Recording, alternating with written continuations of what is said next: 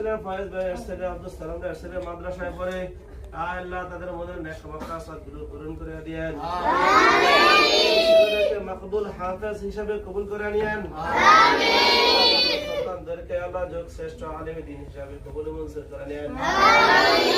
আশা করে দুনিয়া সব কিছু ত্যাগ করে মাদ্রাসায় দিয়েছে আল্লাহ আল্লাহ তাদের মনের নেক মাকাসাতগুলো পূরণ করে দেন আমিন আমিন আপনি কবুল মঞ্জুর করে নেন